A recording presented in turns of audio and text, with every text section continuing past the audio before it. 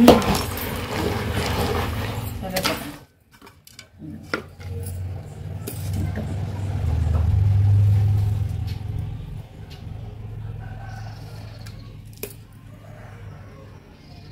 చేసుకొని పిల్లలకి ఇవ్వటానికైనా బాగుండేది అనమాట. కరెక్ట్ కుదిరింది.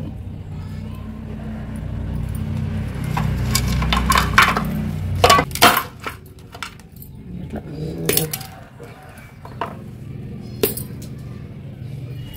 కేజీ శనగపప్పు మిల్లు ఆడిచి తీసుకున్నా. ఈ మిల్లు ఆడిచ్చినైతేనే బాగుంటుంది అనమాట. దీన్ని జల్లెడ పట్టుకోవాలి. బూందీ మిఠాయి కోసం అన్నమాట.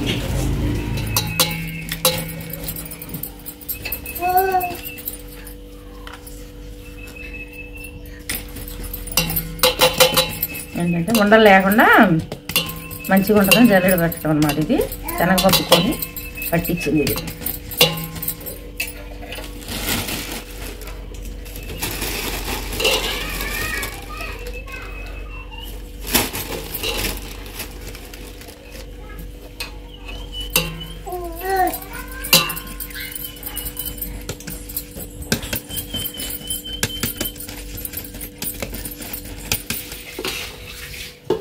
జల్లెడ పట్టుకున్నాక కలుపుకోవటానికి వీలుగా ఉండే ఒక గిన్నెలో చక్కగా పోసుకోవాలన్నమాట.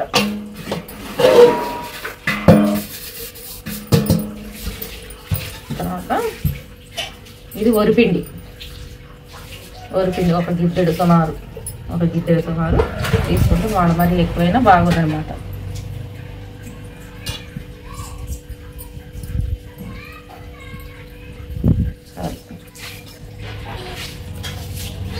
కేజీ శనగపిండికి గిద్దెడు వరిపిండి అన్నమాట.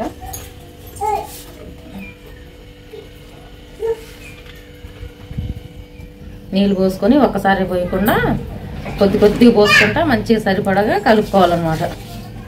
పలసగా కాకుండా మరీ చిక్కగా కాకుండా బూందీ దూయటానికి వీలుగా చూసుకోవాలి. మరీ పలసగా అయితే తోకలుగా పడిద్ది అనమాట. చక్కగా మంచిగా సరిపడగా కలుపుకోవాలి.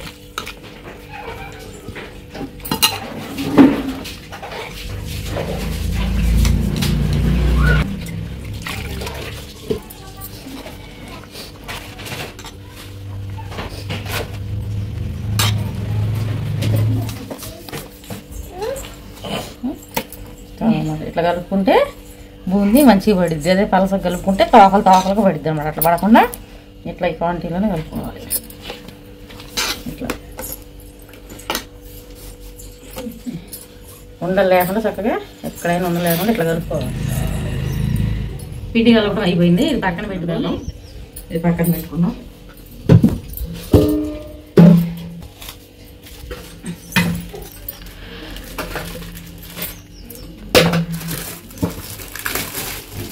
కేజీ పిండికి 2 కేజీలు బెల్లం. ఇది కేజీ అచ్చు ఒక్కొక్కటి ఇదనమాట. ఈ 2 కేజీలు కొంచెం తక్కువ ఉంటే మొక్కేసారు. కరెక్ట్ 2 కేజీలు బెల్లం. కేజీ పిండికి గిద్దెడు వరిపిండి వేసారు. చిటికెడు వంట సోడా వేసారు. దీన్ని మెత్తగా దంచుకోవాలి.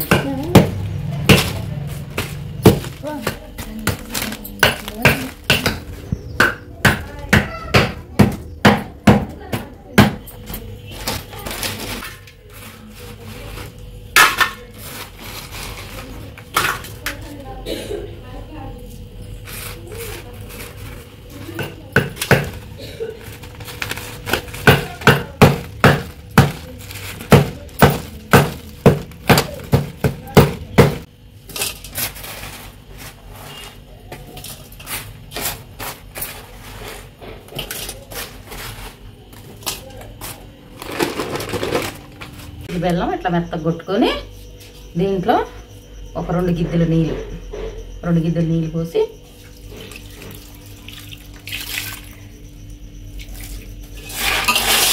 కలిపి ఆరబెట్టుకోవాలన్నమాట. ఇంట్లో బూందీ తీసుకునే లోపు మంచిగా కరిగిద్ది అన్నమాట.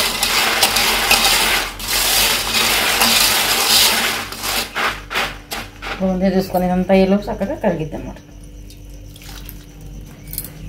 కలిపి దీనికి మూత పెట్టుకొని పక్కన పెట్టుకోవాలి. సోడా ఉప్పు అన్నమాట. ఇది వంట సోడా కొంచెం అంత ఒక పావు స్పూను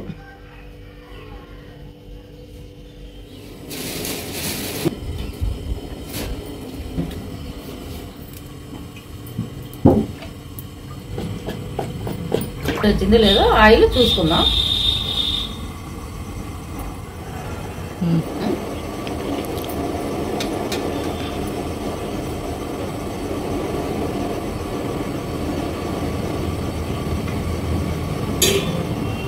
గిన్నె చూసుకొని చక్కగా అడుగున సమానంగా ఉన్న గిన్నె తీసుకొని చక్కగా ఇట్లా పోసుకోవాలి.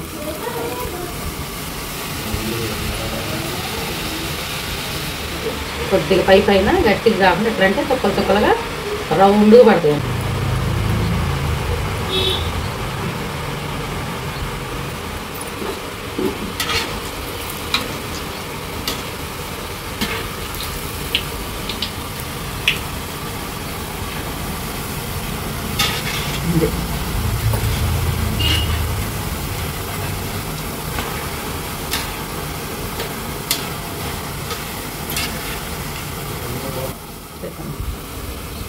చాలు, మరి నువ్వు రేయకూడదు అన్నమాట.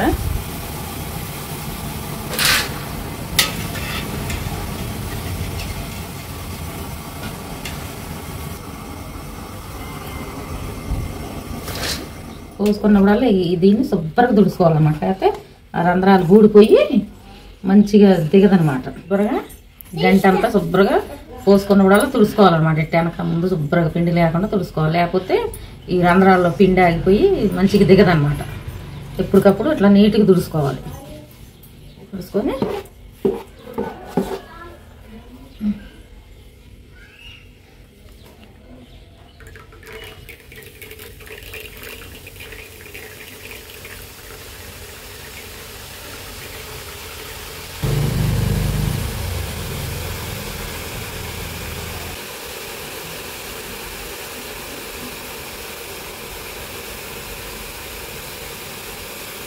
మూకుడు నిండా పోసుకోవాలన్నమాట. ఎక్కువ పోసుకోకూడదు. ఎక్కువ పోసుకుంటే అదంతా ఒకదాని మీద ఒకటి ఎక్కి బుద్దలు వదిలేక ఇట్లా పడితే మనకు ఇట్లా మూకుడు ఎంతవరకు పట్టిద్దో అంతవరకే పోసుకోవాలి. పోసుకుంటే చక్కగా ఇట్లా తోకలు లేకుండా చూడు ఎంత బాగుందో.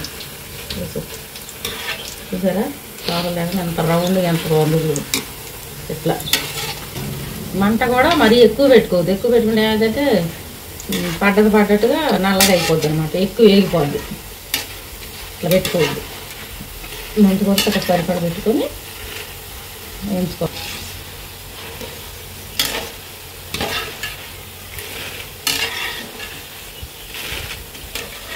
ఎంత బాగా రౌండ్గా వచ్చింది. ఎక్కడ తోక కూడా లేకుండా మంచిగా తోకలు రాకుండా మంచిగా నీట్గా చూడండి ఎంత బాగా వచ్చింది. ఇంకా రావాలన్నమాట.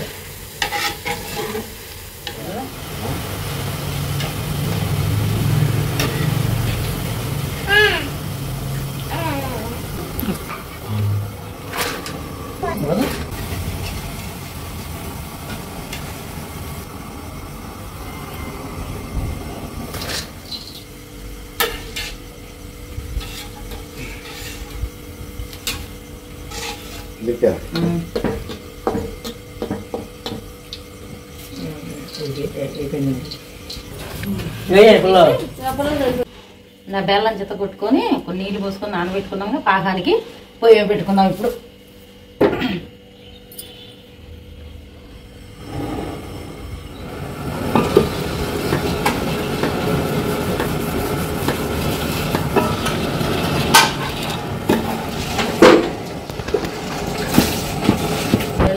కరిగిన తర్వాత గంట పెట్టి వడకట్టుకోవాలి. ఎందుకంటే అచ్చు బెల్లంగా నాలకలు అవి రాళ్ళు కనుక అట్లా ఉంటాయి కాబట్టి మొత్తం కరిగిన తర్వాత వేరే గిన్నెలోకి వడపోసుకోవాలి. నాలకలు వస్తాయి కాబట్టి టీ గంటలు మామూలుగా చిన్నగా వడకట్టుకోవాలి. చిన్నగా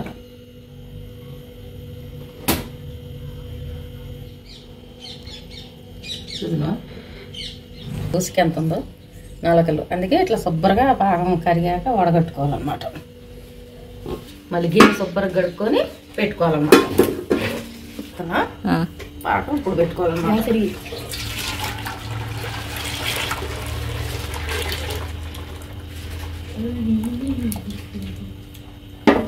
పాకం అయ్యేలోపు ప్లేట్లకి ఆయిల్ రాసుకొని ఆడబెట్టుకోవాలన్నమాట.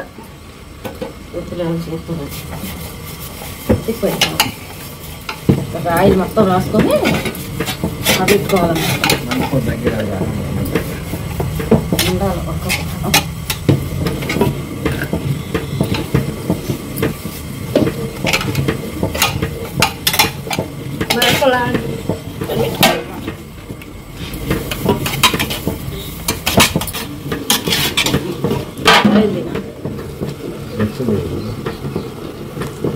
పాకం వచ్చిందో లేదో చూసుకోవాలన్నమాట.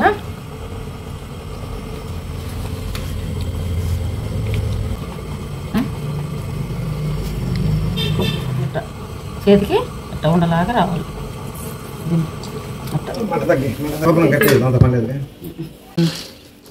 మొత్తం ఇట్లా కలుపుకొని బూంది కొట్టుకోవాలి.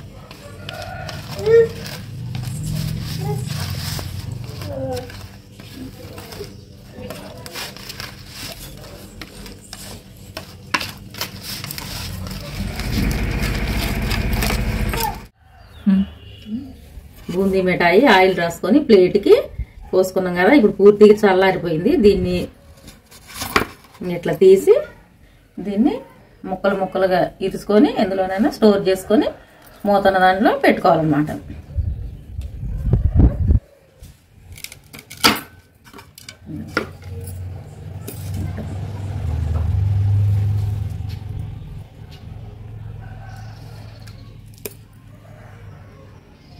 ఇట్లా చేసుకొని పిల్లలకి ఇవ్వటానికైనా బాగుండేది అనమాట. కరెక్ట్ కుదిరింది.